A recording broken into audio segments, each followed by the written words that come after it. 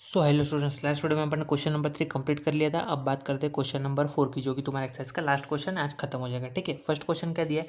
Distinguish between rhombic sulphur and monoclinic sulphur.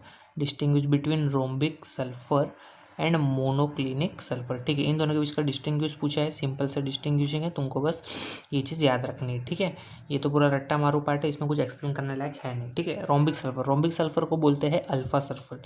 Rhombic sulphur को बोलते हैं alpha sulphur, as well as monoclinic को beta बोलते हैं। मोनोक्लिनिक को बोलते हैं बीटा सल्फर। ठीक है, बीटा सल्फर। ये था इसका, तुम लोग फर्स्ट डिस्टिंग्विश भी समझ सकते हो। ठीक है, इसके बाद इसका प्रॉपर्टीज के बेसिस पे अपन इसको आइडेंटिफाई करते हैं। ठीक है, सबसे पहले अपन प्रॉपर्टी लेते हैं कलर का। तो इसका जो कलर होता है वो होता है पेल येलो कलर। इसका कलर होता है पेल येलो कलर। और इसका जो कलर होता है वो है ब्राइट येलो। इसका जो कलर होता है वो होता है ब्राइट येलो सॉलिड। ये कौन से फॉर्म में होता है? सॉलिड फॉर्म में होता है। ठीक है, ब्राइट येलो सॉलिड। इसके बाद में इसका जो शेप होता है, इसका जो शेप होता है वो होता है ऑर्थोरोम्बिक क्रिस्टल। कैसा होता है? इसका जो शेप होता है वो होता है ऑर्थोरोम्बिक क्रिस्टल्स के जैसा। Orthorhombic crystal. Okay, orthorhombic crystal. और इसका जो शेप होता है ये वाला मोनोक्लिनिक का, ये होता है निडल शेप। ये होता है निडल शेप। ठीक है, निडल शेप मोनोक्लिनिक क्रिस्टल होता है। Needle shape monoclinic crystal. इसका जो मेल्टिंग पॉइंट है, मेल्टिंग पॉइंट होता है 385.8 केल्विन। तो एग्जैक्ट याद नहीं रहता तो कोई बात नहीं, 380 385 भी याद रहेगा, चल जाता है। ठीक है, तो एक्चुअली तो याद रहना चाहिए, बट इन केस नहीं याद रहा तो 385 भी लिख के आ जाओगे तो इतना कोई इशू नहीं होगा। ठीक है, बट ज़्यादा आगे पीछे मत कर देना, क्योंकि ये 385 और 393 है, तो 5-7 पॉइंट का ही डिफरेंस है। ठीक है, तो 385 का 390 नहीं चलेगा, 385 तो चाहिए ही मिनिमम। आगे 8 का 3-4 हो सकता है, 8 इज ओके। ठीक है, 385.8 केल्विन और इसका है 393 केल्विन। ठीक है, फिर इसका जो डेंसिटी है, डेंसिटी भी तुमको, मतलब ये सब क्या है, इसके फिजिकल प्रॉपर्टीज, तुमको रट्टा ही मारना है। ये कोई भी पढ़ा ले इसको, तुम इसको क्या एक्सप्लेन करोगे? इसको तो तुमको याद ही रखना है। ठीक है, इसका और कोई ऑप्शन नहीं है। ये है 2.069 cm3 और ये है 1.989 पर cm3। ठीक है, तो ये तुम लोग 2-3 बार भी रीड करोगे ना, अपने पे चीज़ें याद हो जाती है। बस डेली रीड करना है इसको, 2-3 बार डेली रीड किया तो अपने पे याद हो जाएगा, कोई बड़ी बात नहीं है। ठीक है, इसके बाद लास्ट, वैसे तो बहुत सारे पॉइंट है, बस याद रख लो इसका लास्ट पॉइंट जो कि है स्टेबिलिटी का। कौन सा पॉइंट? स्टेबिलिटी। स्टेबिलिटी में क्या है कि इसका जो रोम्बिक सल्फर है ये कैसा होता है?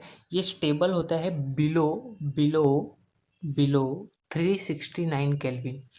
ये स्टेबल होता है बिलो 369 केल्विन। अगर तुम लोग इसका टेम्परेचर इंक्रीज कर देते हो, क्या कर देते हो? इंक्रीज कर देते हो, तो ये कन्वर्ट हो जाता है किसमें? बीटा सल्फर में। ये कन्वर्ट हो जाता है बीटा सल्फर में। अब इसका पूरा अपोजिट है, ये कहाँ स्टेबल रहता है? ये स्टेबल रहता है अबो अबो 369 केल्विन। ये स्टेबल रहता है। अगर तुम लोग टेम्परेचर कम कर दोगे, अगर टेम्परेचर कम कर दोगे तो किस में ट्रांसफ़र हो जाएगा? वो ट्रांसफ़र हो जाएगा अल्फ़ा सल्फर में, कन्वर्ट हो जाएगा अल्फ़ा सल्फर में। ठीक है, मतलब इसका पूरा अपोजिट ही है। तो ऐसे याद रखोगे तो भी काम चल जाएगा। तो इतना डिस्टिंग्विशिंग पॉइंट काफ़ी है, इतना क्लियर है। ओके, तो ये तुमको याद ही रखना है, इसमें कोई समझाने वाली बात है नहीं। ठीक है, इसके बाद सेकंड क्वेश्चन। सेकंड क्वेश्चन क्या दिया है? Give two reaction showing oxidising property of concentrated H2SO4। I think ये क्वेश्चन पहले भी आ चुका है। हाँ, डेफिनेटली ये क्वेश्चन पहले आ चुका है। क्वेश्चन नंबर 3 का क्वेश्चन नंबर 5 है एग्जैक्टली। ठीक है, तो मैं इसका लिंक डिस्क्रिप्शन बॉक्स में डाल दूंगा। सेम ही रिएक्शन है, मतलब सेम क्वेश्चन है तो आंसर भी तो सेम ही रहेगा, सीधी सी बात है। ठीक है, तो उसमें टाइम वेस्ट नहीं करते। नेक्स्ट क्वेश्चन क्या है?